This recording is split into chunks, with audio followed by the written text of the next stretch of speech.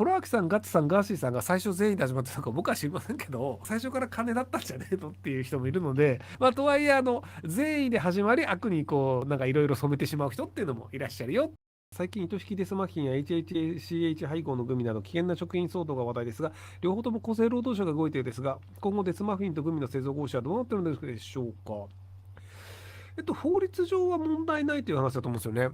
デスマフィンの方は、まあ、一応その保健所に届け出を出して、で今まあ営業してないらしいんですけど、一応保健所に届け出を出して回収をすれば、特にそれで、まあ、営業停止何日かで、その後問題ないよねってなると思います。で、グミの方の大麻成分が入ってるやつも、一応その大麻成分自体は合法のものなので、THC を使うと違法なんですけど、合法な大麻に入っている成分を使っている上で合法なので、特に問題はないという形になると思うんですけど、まあ、あるとすると、多分その法律改正なり、その法令改正なりして、この成分というのはグミに入れてはいけませんっていうのをやるかどうかなんですけど、ただ、あんまりその大麻成分の、この成分危険です、アウトですっていうのをちゃんとやっちゃうと、そのうち多分七味唐辛子が違法になっちゃうんですよね。七味唐辛子ってその唐辛子だったり柚子だったり、あと5個何入ってんだっけ、胡椒、あと何も全然出てこないんだけど、まあその中七味って言われる7種類の唐辛子の中に麻の実が入ってるんですよ。で麻の実というのが大麻の種なんですよ。で、一応その大麻の種が入ってるんですけど、熱処理をすることによって、七味ごまもありますね。なので、熱処理をすることによって、それを土に植えても発芽しないよね。なので、七味唐辛子として普通に食いますっていう話になっちゃうんですけど、ただ、その熱処理をしたとしても、その大麻の種に、まあもちろん大麻と同じ成分が入ってるわけですよ。で、そのメイテンス量の THC の成分は入ってないんですけど、じゃあその HHCH だったりみたいな別のその大麻の成分というのが入ってたりするので、そうすると七味唐辛子が違法な食べ物になってしまうと。っていう感じで、まあ別に趣味じゃなくて六味でいいんじゃねっていう人もいると思うんですけど、一応そのなんか昔から日本ではその京都の方で七味唐辛子を売ってたりして、で、ある種七味唐辛子というのは文化なんですよね。別にじゃあその世の中に醤油をなくして全員ソースで卵焼き食えばいいじゃんっていうので、確かに死にはしないんですけど、でもその醤油を食べるとか七味唐辛子を食べるというのはその文化なので、そこの文化を制限する必要あるのってなっちゃうと、別になんか普通に七味唐辛子食ってる人で何かトラブルを起こした人っていないわけじゃないですか。なんか七味唐辛子を食ったせいでなんか人を殺しましたみたいな人はあんまりいないので、まあ、辛すぎてなんかライブをこうやらないで中止にして帰っちゃった有名なアーティストの人とかいますけど、まあっていうのがあるぐらいで、七味唐辛子自体が悪いというわけではないんですよね。なので、その大麻の成分というのを制限することによって、七味唐辛子自体がアウトってなっちゃうと、それはそれでどうなのっていうのになるので、なので、割と合成麻薬だったり、なんか脱法ハーブ的なやつっていうのは結構成分が制限されることが多かったんですけど、大麻周りの成分に関しては、そこら辺の規制というのはちょっと難しいんじゃないかなというふうに思ってます。今年はガーシーにコロアキにガッツさんに日本の不満を思う社会体質を変えたい体を張った YouTuber が次々やらかして逮捕されました。正直社会にイノベーションを起こしてくれる人は応援してるんですが、実生活でやらかした以上は擁護できません。ガッツさんとコロアキさんは元は社会良い方向に変えたいはずですが、どう立ち回るのが正解だったのでしょうか。まあ結局あの、なんだろうな、アバンギャルドな尖ったことをやればやるほど再生数伸びるよねっていうので、よりなんか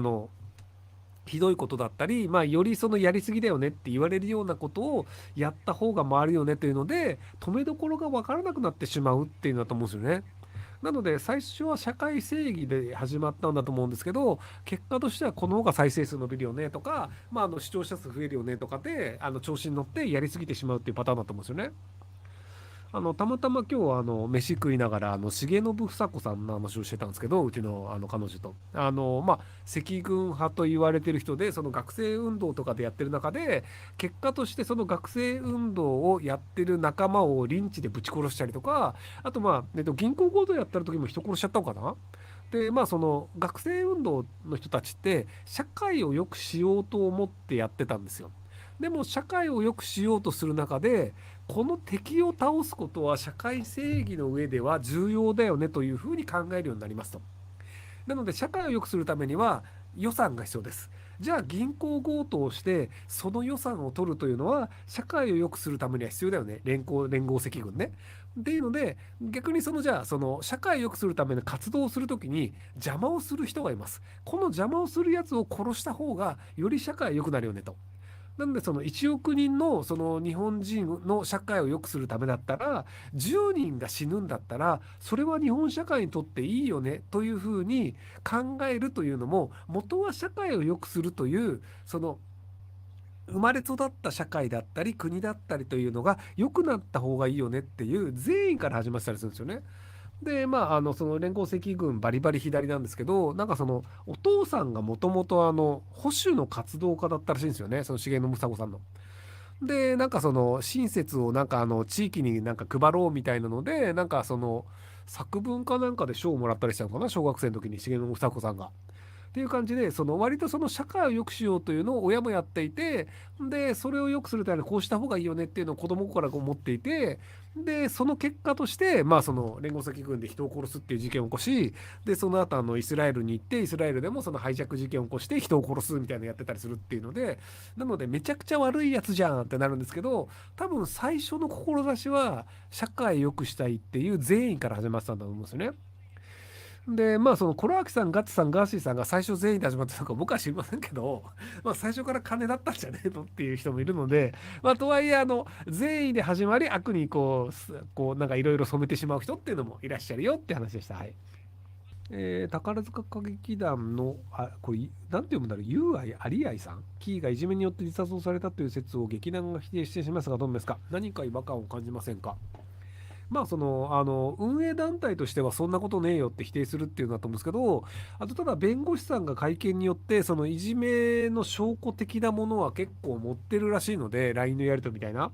なのでこれからそこら辺が開示されていって、宝塚歌劇団自体がやってる問題じゃんとか、そもそも論1日4時間睡眠で働かせるっていうのは労働基準法的にどうなのっていうところを割と出していくんじゃないかなという気はしているので、もしくは遺族がお金もらって黙るかっていうパターンなんですけど、なのでどっちにこれ僕は分かんないんですけど、いじめがなかったっていうのを証明するのはかなり難しいんじゃないかなと思いますけどね。要はその遺族側がいじめの証拠を持ってるって言ってる時点で、裁判になると勝てるよっていうのが分かってて弁護士さんが言ってると思うので。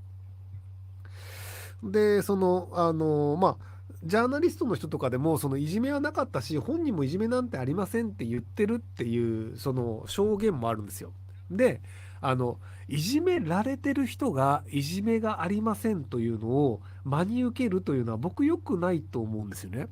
要は例えばじゃあ学校で、いじめられてるのっていうので、いじめられてますって言ってしまったら、その後、その学校の組織の中で、お前何チクってんだよってずっといじめられ続けるんですよ。なので、いじめが現在進行形で行われていて、そこに所属しているいじめられっ子に、いじめってあるのって聞いた時に、ないっていうのは普通なんですよ。で、そこのないっていうのを聞いて、本人がないって言ったんだからいじめなんてないよっていうのは、いやいや、それはちょっと違うんじゃないのって僕は思うんですよ。要はそこの組織から出てった人、例えばその学校を卒業した人にいじめ本当にあったのって聞いた時に、いや、ないよって言ったらそれはない可能性が高いんですよ。でも同じ組織にいて毎日顔を合わせる人にいじめあるのって聞かれたら、それはないよって言って、その次の日からの生活を守るというのは、人間はそういう行動を取るんですよ。なので本人がないと言ってるからないんだっていうのはちょっと違うんじゃないかなというふうには思います。はい。